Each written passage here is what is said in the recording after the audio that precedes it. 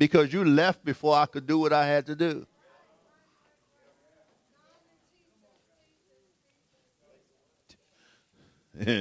Listen, I'm going to show you something. Matthew 15:22.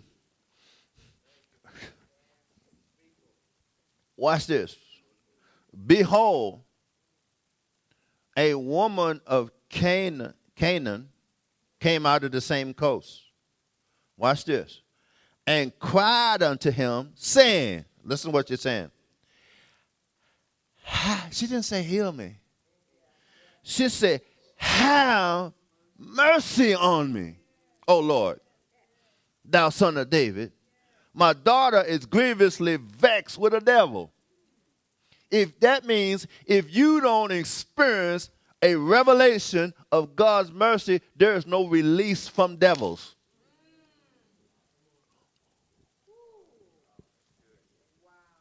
Because mercy is the root, compassion is the fruit.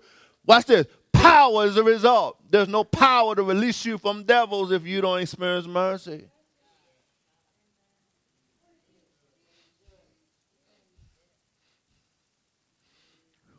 Watch this. My daughter is grievously vexed with the devil. Watch this. I'm going to show you something.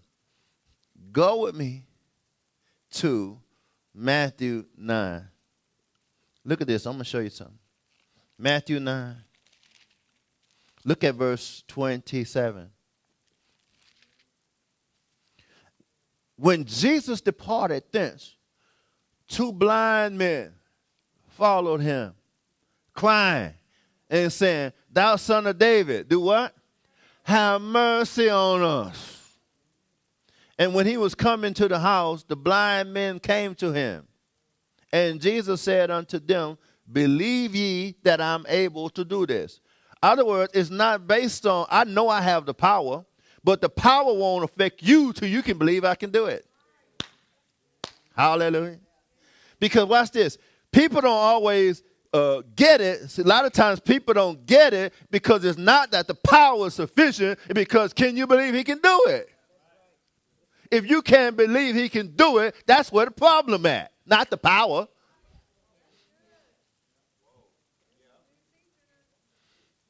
They said unto him, yea, Lord. Yeah, see, that's the key right there.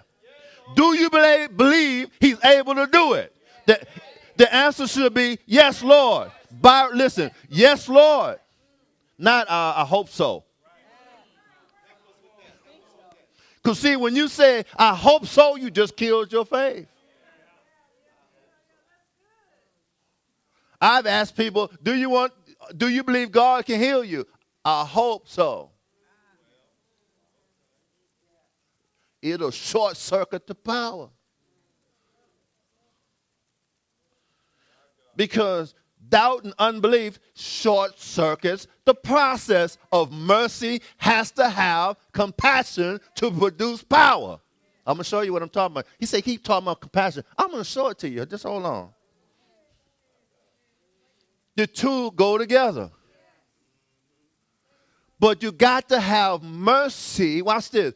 You got to have the foundation or root of mercy in order for compassion to spring forth. Without mercy in the root and the foundation, you limit compassion's capacity.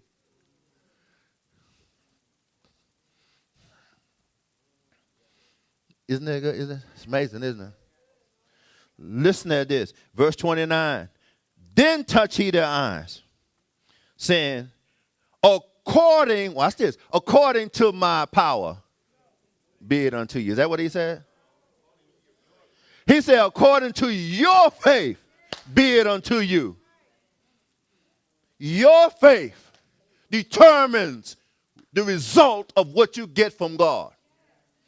His power is sufficient, but can you believe that he's able to do what you need him to do? If not, it's not because of a lack of power. It's because of a lack of belief.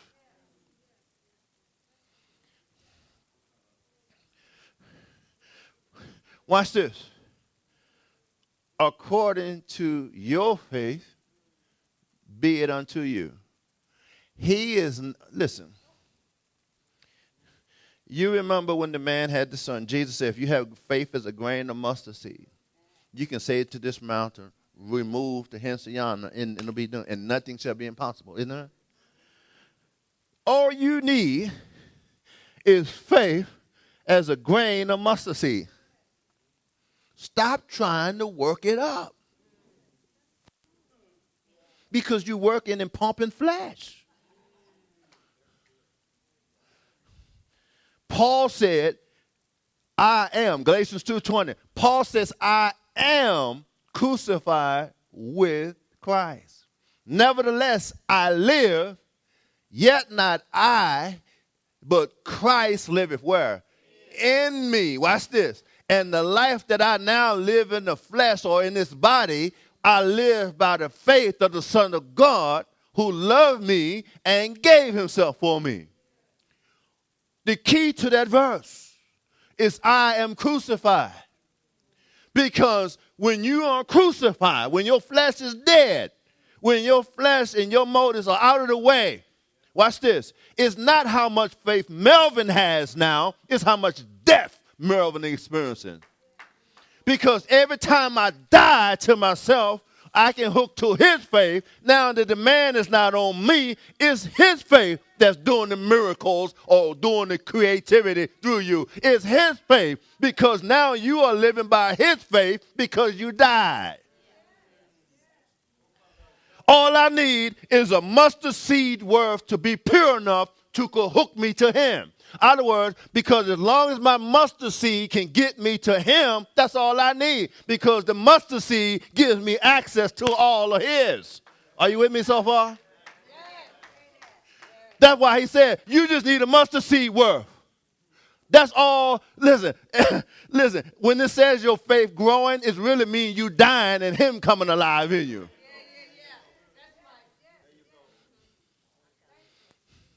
See, you have him, you have genuine, authentic faith living in you because he there. But you got to die to experience it. But the enemy will sell you this lie that you got to work up your faith. You got to do this and you got to pump it and you got to push it and all that. And now what happened? Something don't happen and then people come under condemnation and guilt and say, man, I didn't have enough faith. No, you didn't have enough death.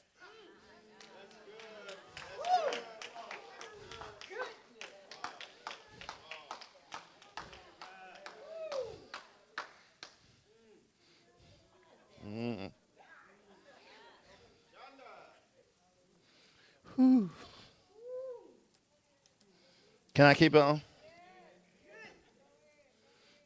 According to your faith, be unto you. Verse 30. And their eyes were open.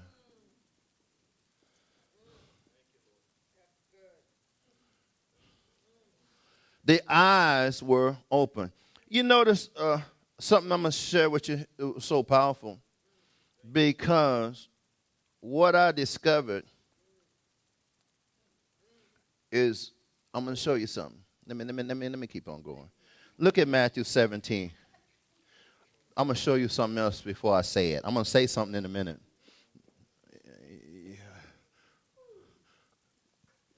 In Matthew 17.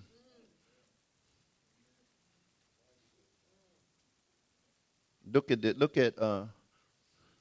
this here. Matthew 17, verse 14. When they would come to the multitude, they came to a certain man kneeling down and saying, what? Lord, have mercy on my son. The boy had a devil in him.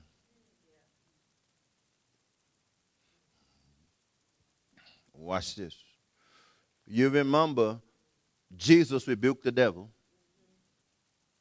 But you notice he called them in verse 17 a faithless and perverse generation. A faithless and a perverse generation. Hold up here. A faithless and perverse generation is a generation of people who are trying to use alternative faith, which produces perverted measures to get to authentic faith.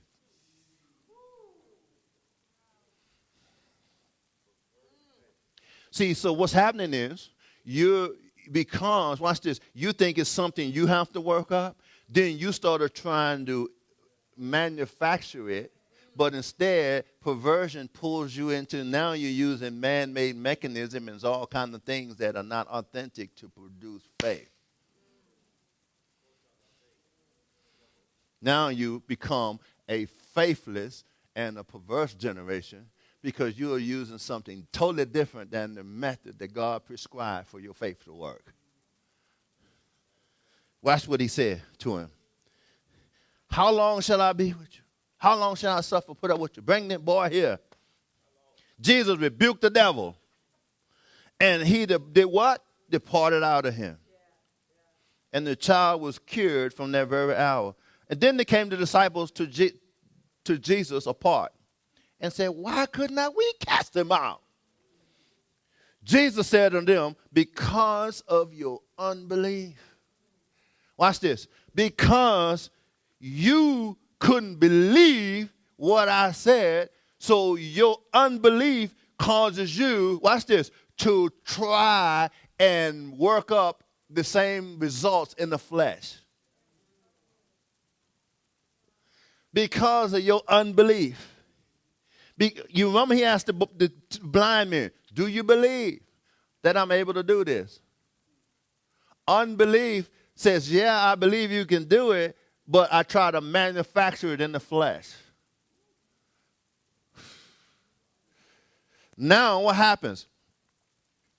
Unbelief becomes the foundation that's hindering you from getting to the faith you need. That's why they couldn't cast him out. Don't you think they believed Jesus when he told them, I'll give you power over devils and all that? Those were his disciples. He said, I'll give you power over all power of the devil. They believed it, but they was trying to believe it with flesh. When you're trying to believe God from a human's perspective, then you get caught in unbelief because you're trying to work up and manufacture what he's just telling you that you already have, and you should just surrender to it and let it work. Now you're trying to work up faith and end up in unbelief. No, you need to work up death and tie it to real faith.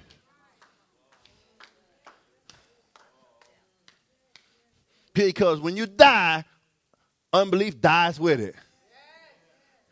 Unbelief is a sign you're too much in the flesh.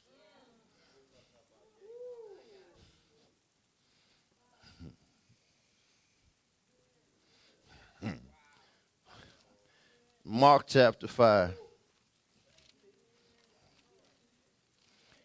Mark chapter 5. I hope y'all getting something out of this. Y'all, we still talking about presence. I haven't left my arena.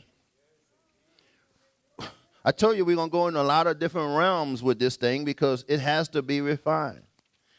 Mark 5. Mark 5. Listen at verse 19.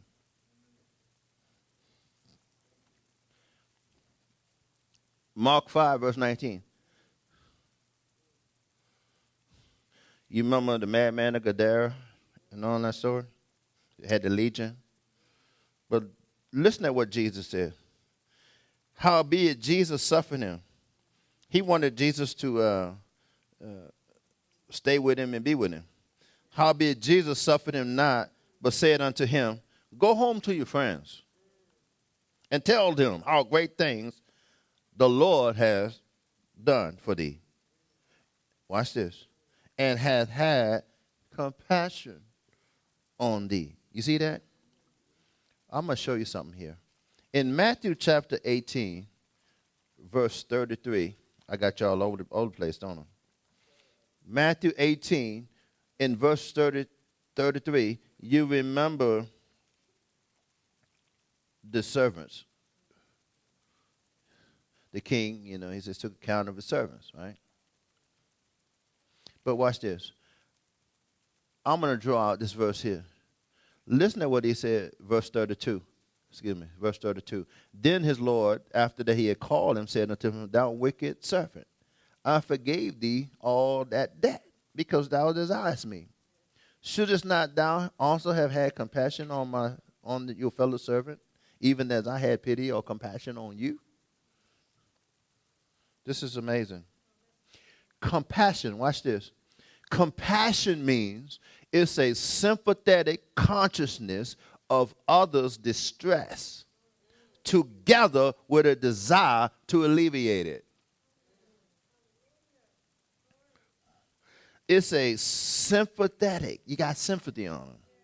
It's a sympathetic that's birthed out of love. It's a sympathetic consciousness of others' distress. See, some people can look at somebody and bound and have no sympathy for them. See, compassion moves you when you see a person in need or distress. You have sympathy towards them. That's why compassion targets power. Because you look at this distressed person and you have sympathy on them, and power, watch this, because of mercy being the root, you're having compassion. Now sympathy is birthed out of love, and now power is targeted to bring results. Watch this. Look at this. Matthew 20. I'm going to show you your difference here. You might have seen it, and you might haven't. Look at Matthew 20, verse 29. You remember when they departed out of Jericho?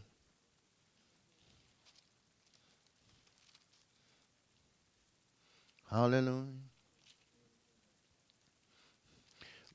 Matthew 20. Are you there? You remember this here. And they departed from Jericho. A great multitude followed him. Two blind men sitting by the wayside, when they heard that Jesus passed by, cried out, saying, Have mercy on us, O Lord, thou son of David. And the multitude rebuked him, saying they should hold their peace. But they cried the more, saying, Have mercy, O Lord, thou son of David, on us. And Jesus stood still and called them, watch this, and said, What will you that I shall do unto you? They said, Lord, that our eyes may be open. Watch this. So Jesus had compassion on them and touched their eyes, and immediately, watch this, power. And their eyes received sight. You notice the order: mercy, compassion, power. Watch this. Watch this. You notice they ask for mercy. Jesus doesn't ask for it. He just has compassion. It said Jesus, all of you'll see is Jesus moved with compassion towards them. You don't see it saying, and Jesus says, have mercy on you. No, they asked for mercy. All this says, he moved with compassion because he was the mercy. Mercy don't have to ask for compassion. Mercy don't have to ask for mercy.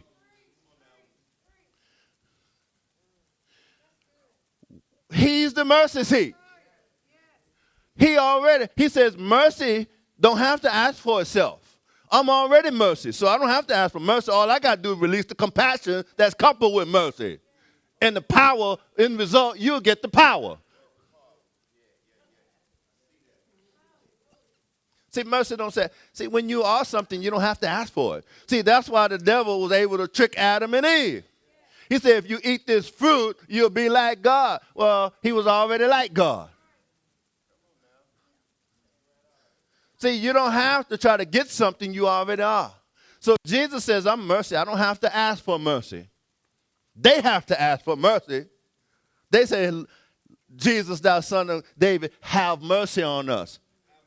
They saying, have mercy. He says, I'm moving with compassion. Because when you trigger mercy, compassion follows and power is right with it. But you can't get, watch this, you can't get the power by skipping, watch this, mercy. Because mercy has to trigger compassion. See, if people understand this, they will learn something about the presence of God. Because the presence of God, when you get a revelation of mercy, you'll learn how to couple yourself with the presence of God. Then, watch this, then because your revelation of mercy, see, people are trying to have compassion and they don't understand mercy. That's why no power is released, because you're trying to have power, but you don't have a revelation of how mercy works with compassion. Now what happened is you don't have a revelation of mercy. There's no compassion being released from you because there's no power being released now. Because power would not be released till, watch this, till mercy is understood so that compassion can flow. Because power, watch this, power follows compassion. That you saw the order right there. In fact, look at chapter 14. I'm almost done. Look at chapter 14. Chapter 14. Look at verse 14. Hallelujah. Verse 14, Matthew 14:14. Jesus went forth and saw a great multitude, right? And was moved with what? Compassion towards them. And what did he do? He healed their sick. Powers were released. He was mercy. He said, all I got to do is have compassion on them, and then they will be healed with the power. Because I'm mercy, I don't have to ask for it. All I got to do is release the compassion that comes with mercy, and they will be healed with power. We ask for mercy to activate it, and then mercy releases the compassion, and the compassion targets the power. Jesus, he says, I'm mercy. All I got to do is move with compassion now, and the next result is power. You'll be healed of your sickness. Carolyn, that's why this mercy seat's sitting on the ark. People got to get a revelation of his mercy so that, see, if you don't understand this stuff, all these things hinder the flow of power. Because what happens without a revelation, you don't have a revelation of how his presence is and how it works. How does you expect to get power?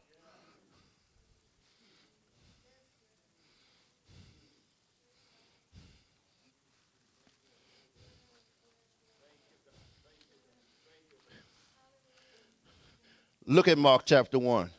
You notice Jesus is not asking for mercy. They are. He just moved with compassion. Mark chapter 1. I'm almost done. I just got one more scripture after this. Mark 1. I'm going to read it real fast. Listen to this. Mark chapter 1. Look at verse 39. Hallelujah. Y'all okay? Mark 1, verse 39. He preached in their synagogues throughout all Galilee and did what? Cast out devils. And there came some churches today, you can't even talk about casting out devils. They think you fairy tale or you done lost it or you crazy. He talking about devils, casting out devils, man. Now, how you gonna be in the church talking about casting out devils, man? Ain't nobody got no devils. Well, there's proof you full of them. Because the devil can fill you up with himself because you don't believe he dead or he there. He alive. That's like me standing here and somebody just hitting me in my face and punching me in my eye. My eye gets black and this one gets black. And they hit me in my mouth and my teeth falling out. And I'm standing there going, they're not there. They're not real. They're not real. They're not really here. Well, your marks show me somebody's there. The destruction in your life and your circumstances tell me somebody is there.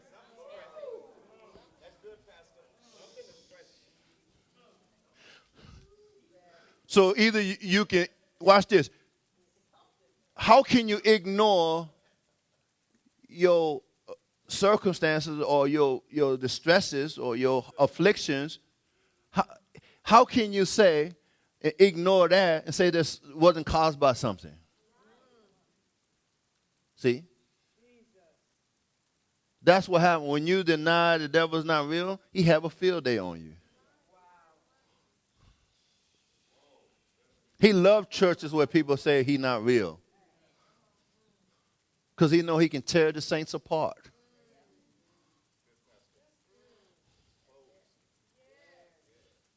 He don't like to come around places where people know who he is. Because he have a hard time shacking up there. Because see, he visits. He don't buy it. He visits. That's why the Bible says he as a roaring lion, walking about seeking whom he may devour. If he realized he can't devour nobody here, he going to the next person. He said, I'm not gonna buy it somewhere where I can't, watch this, where I can't operate at all the time. He said, I want to go somewhere, because he said, I tried to shack there, but they wouldn't let me abide. Let me keep going. 1 verse 39, verse 34, verse 40. And there came a leper to him, beseeching him, kneeling down to him, watch this, and saying unto him, if thou wilt, thou can make me clean.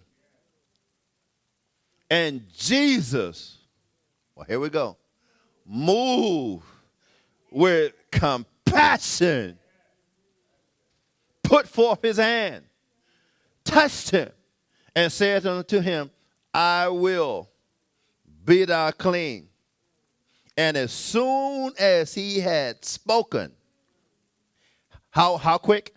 Immediately the leprosy departed from him, and he was cleansed.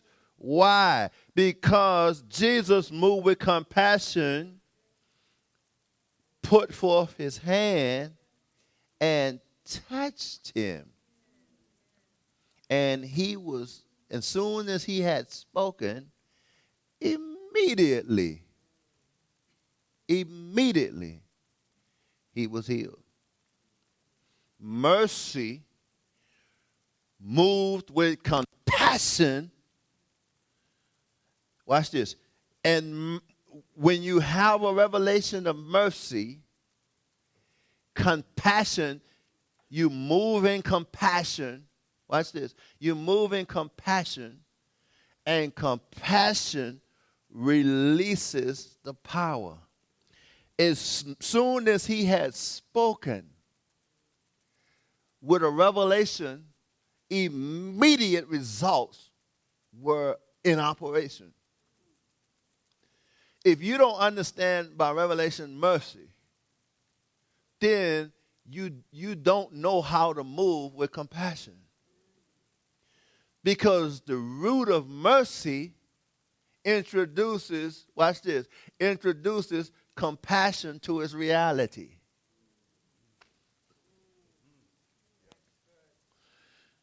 Then, because compassion discovers its reality, compassion says, I have sympathy on you, Michelle. And because compassion says, I have sympathy on your mother, Josie, compassion says, whatever that is that's causing you problems, I'm going to alleviate you from it by letting power come through me. See, power has to come through the vehicle of compassion. If you don't understand mercy, you disconnect yourself from the ability of the presence to, watch this, release the reality of compassion. And compassion, the reality of compassion examines your need and your affliction. Compassion says, I have sympathy on what you're going through. And watch this. Presence can move through mercy, through compassion, and bring power to your circumstance.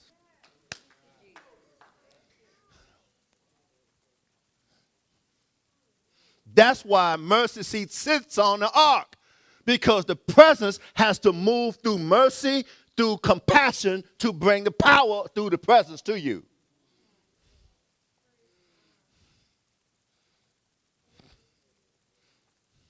Ooh. I'm buzzing right now, prophetess. I'm in another room right now.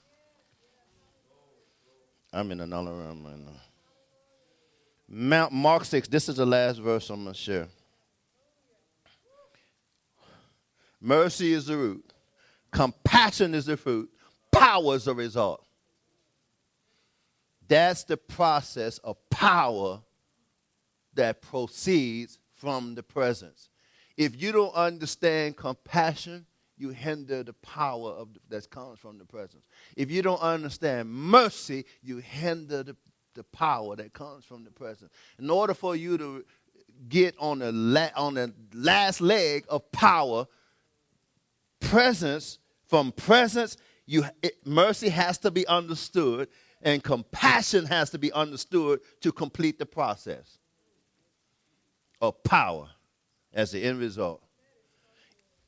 Without understanding of them, you will not be able to, watch this, you will not be able to release with authority the power that's hidden in his presence. Because without a revelation of mercy and compassion, you cannot get the effect or the fullness of that power to be released into the circumstance. It's got to have mercy and compassion. That presence got to go through mercy and compassion to produce power. Either one of those understood, not understood, of mercy and compassion, you will have limitation in your power and limited results.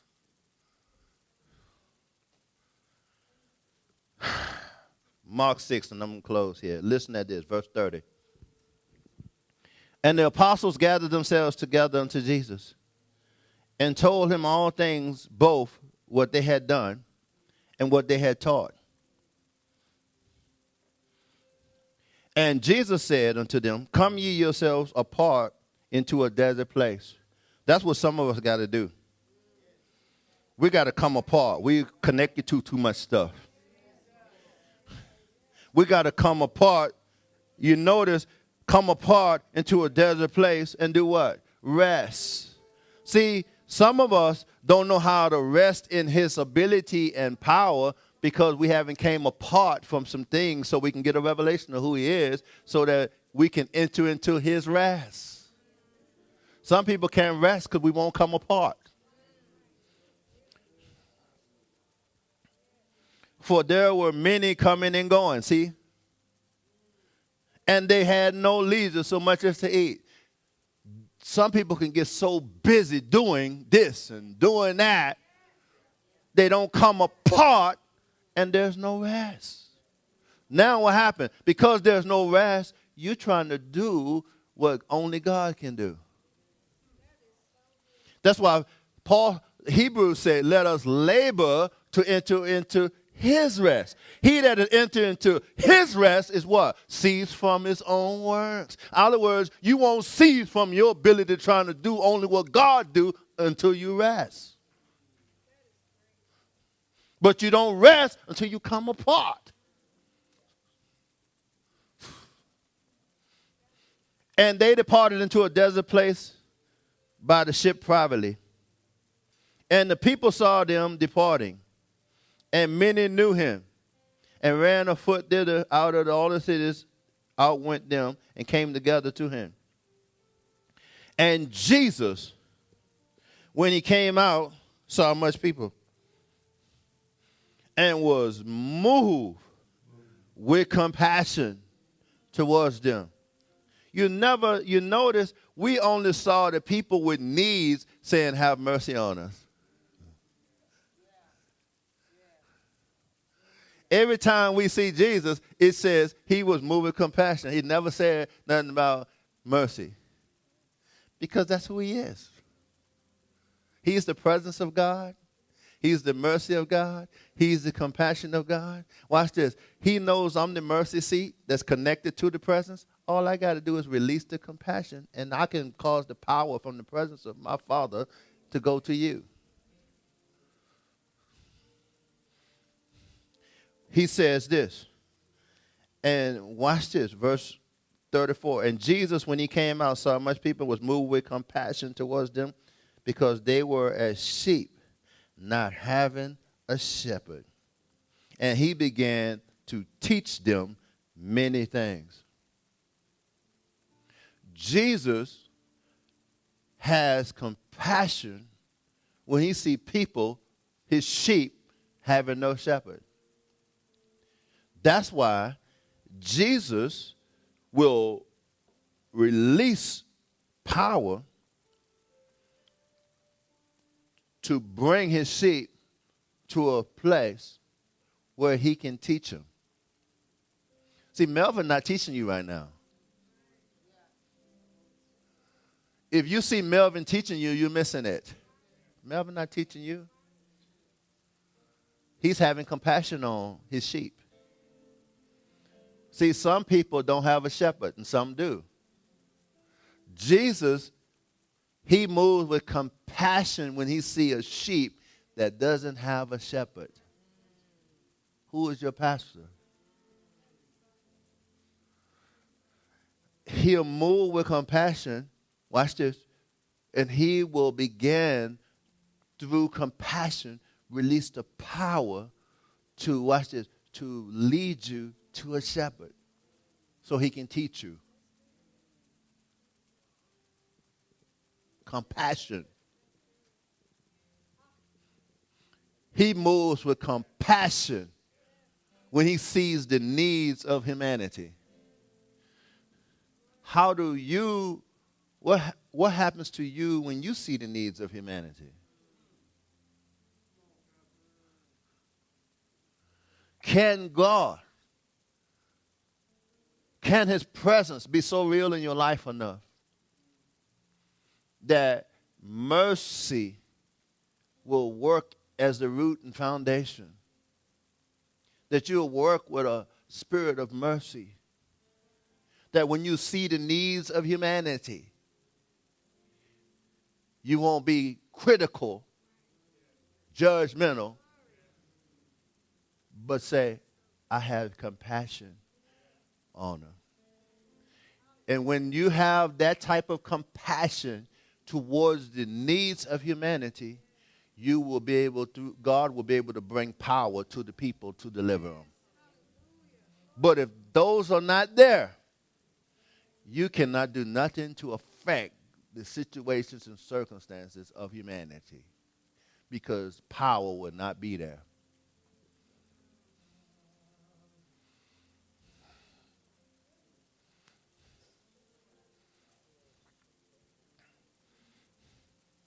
Listen, I'm going to open the altar up. If you need God to touch an area in your life, or if you need God to give you a deeper revelation of his mercy, his presence, his mercy, his compassion, if you want God's power in your life, ask God to help you understand by revelation his presence, his mercy, and his compassion. Because the end result of that process is power.